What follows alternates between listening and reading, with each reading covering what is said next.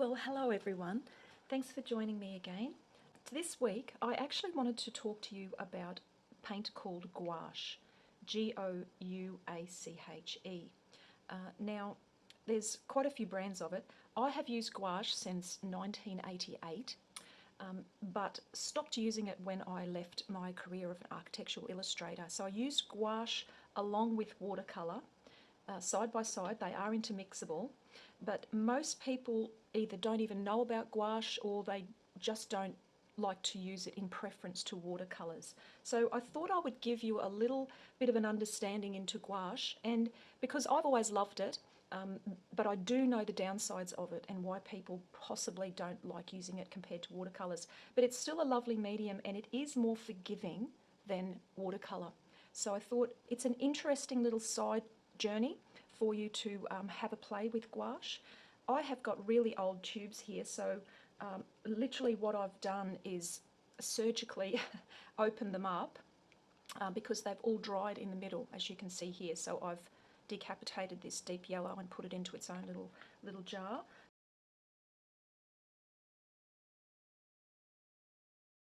You can see here, this is a 1988 price, $5.85. Now this is a different, we call this placa at work.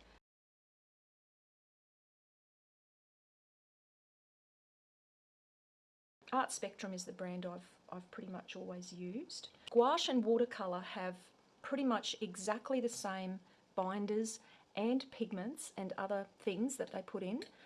The only difference is that gouache is made for being opaque. And as you can see from this little painting I've started here, it's really something that you can water down, but in essence it's meant to be an opaque application. So in the day it was considered to be a poster paint and not like the poor cousin of watercolour. But I just thought if you don't understand it, you'll never try it. So let's have a talk about it. So one of the downsides of gouache is that it dries really quickly, and it does dry darker than when it's wet. The second thing possibly people don't like is that it dries matte. So I love it, I love the flatness of it, but it means that drying matte, you will see brush strokes if you're trying to blend and you're not blending well, because it dries matte, it shows up the brush strokes.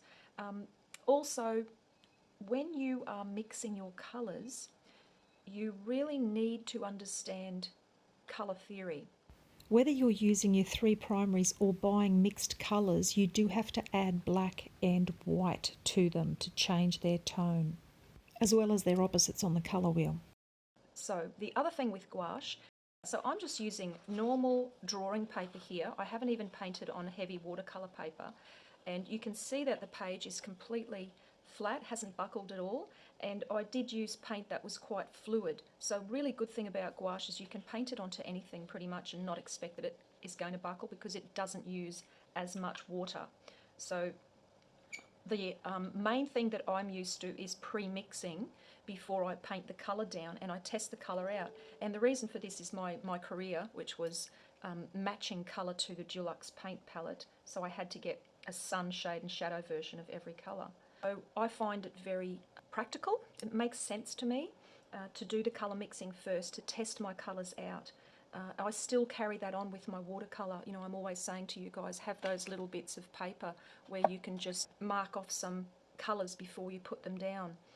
I find it really almost a comfort, so I mix everything up, and then when I'm ready to paint, I just paint. So I'm going to go ahead and just paint this. You can see the thickness. It's like cream, so it's much thicker than if I was using watercolour. And it's just creamy to put down onto the surface. So if that is a bit dry, I can dip my brush into the water and wet it down if I want to. My hand's going to go a bit. So you can do watercolory effects if you want to as well. You know, I don't have to have this all perfectly smooth. But what I am doing is laying it down thick enough so that it's going to cover over the paper without washing out. And there's something you can't do with watercolour. I just went over the darker colour with this lighter colour and totally covered over it. So I don't have to stick to that watercolour order of painting light to dark. You can see that I've already put darker tones in here and now I'm coming in with the light. But for the downside being that it dries darker and it dries quite quickly, I feel that you can get used to it and you can adjust to realise that. And so if it dries too dark, what can you do? You can mix the colour up, add more white and paint over it. It's a very soothing way to paint because you kind of have in the back of your mind that, oh well, if this isn't a good colour I can paint over it. You can also wet it and take it off, lift it off exactly like you would with watercolour. You can mix colours on the paper because it doesn't close like oil paints or acrylics. It's like watercolour in that it will never close. So you do have to think of that if you're doing little gouache paintings. They need to be framed or protected from ever getting wet. I'm just going to show you the colour mixing process because you really have to think about colour differently in that instead of a lighter tone, we're not washing out the colour, we're adding white and whatever that colour was made up of. And if you go dark, you're going to add perhaps black or the opposite to tone a colour down. So I'm going to talk you through what I would do to add a nicer, deeper green here in the back. So that's a bought green, a pre-made green. I'm not going to use that. I'm going to use my two primaries. Now I've picked some of this blue out into here. So I've got primary blue, primary yellow. I'll start with my yellow. And it'll dry up, just like watercolour, it'll dry up in the pan. You literally have to activate it with some water. I might use this as my base. What I'm going to do is I'm going to add some blue and I'm making a nice green. Add more blue, a lot more blue. So the colour mixing I even find therapeutic. It's just, it is a bit of a slow process because a little bit at a time is best. You don't want to change a colour too dramatically. So there you go, that's too runny for one. It's not giving me great coverage, so I need to add more body to it. The other thing is it's too pretty for this picture. So what I'm going to do is, if I want to make a green less pretty, I think of the colour wheel and I think what's the opposite? And on the other side we have reds and magentas. So I'm going to add a little bit of magenta with another clean brush, so I'll do that. Otherwise I'm going to dirty up my nice pure magenta. So there I go, put that in, mix it up. And can you see with every little addition of the magenta, I'm literally pulling the prettiness out of that green. It's really subtle, and what it also is doing is making it slightly darker in tone. So I'm going to grab quite a bit here and lay all of this in. I actually love this. I was starting to paint this and I just went, oh, this is so relaxing. I'm going to add white to this gouache now because it's getting really dark. So adding white, you'll see it's going to go pasty. Just be aware that gouache is very heavily pigmented and you can add a lot of white before it actually goes pasty. As I get more and more white added, I want to make sure that it doesn't go too chalky and pasty, the colour. So I'm going to add quite a bit of white now. And you see how milky it's going, obviously, because the white gouache is very covering, very opaque. So its power is to turn everything milky. And if I don't like that milkiness, I could choose to add more yellow, but looking at it, it's already too yellow for me. I'm thinking now I want to go a bit bluer. So I'm just going to dip into this blue and add that in. And can you see how, it was subtle, but can you see how it pulled away the milkiness a little bit? Because you're dealing with adding a pure primary colour, nothing but pure blue. So this is going to be a little process. More blue. Can you see how, if it's not for you, you will definitely know by this stage of the video because you'll be like, oh my God, come on, stop mixing, just start painting. But I find the joy also is in the mixing. Yeah. Look, I'm going to try this colour because I have the idea of putting white dots all over this back one. And if I don't like the colour, hey, I'm just going to paint over it after it's dried. I use the same brushes as I use for watercolour.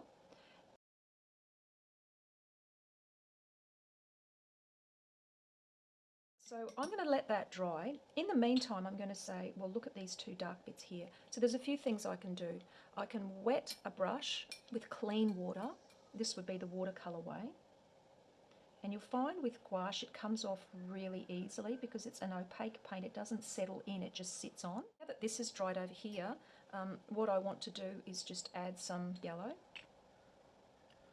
So there's my yellow. I'm adding a bit of magenta to it, a bit of white. You've got so much choice going back and forth with colour. This hasn't set on my page, so I'm literally using this as my palette now. And I can come in with a tiny bit of shade on this side, pop of colour.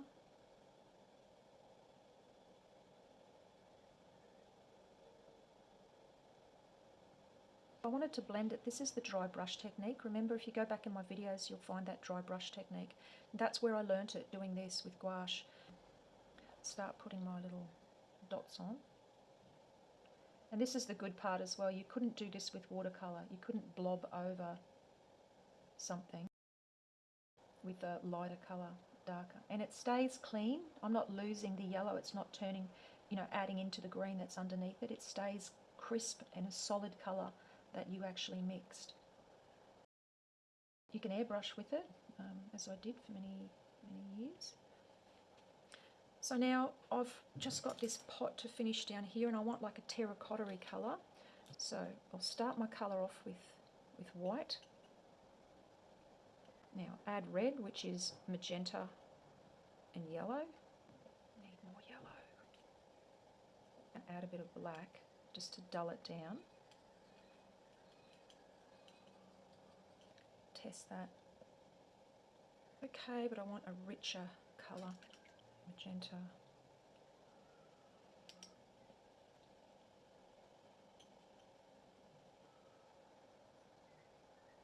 Tiny amounts. And that's the joy of it too. You're not wasting paint, you're not mixing up huge amounts like you do with acrylic and sometimes oils. A bit of green is going to make it go a bit murky. Sorry about that, I ran out of room on my recording device. There might be a gap in the filming, sorry. I've mixed up using magenta, this darker yellow that I just made for the spots, a little bit of white and a little bit of black, and I've made this terracotta colour.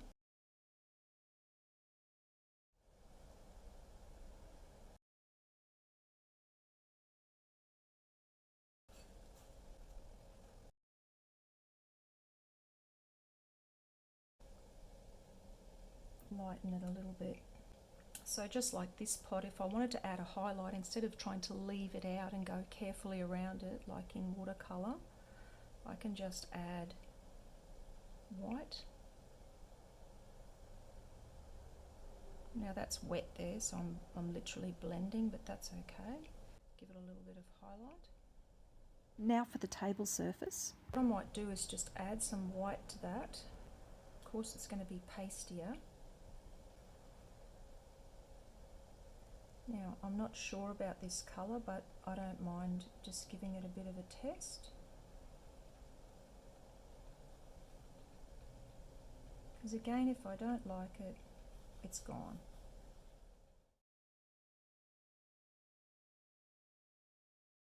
Add black, a little bit of black to some magenta. And this is only going to be sort of a wash. But I just put in a little hint of grounding those pots.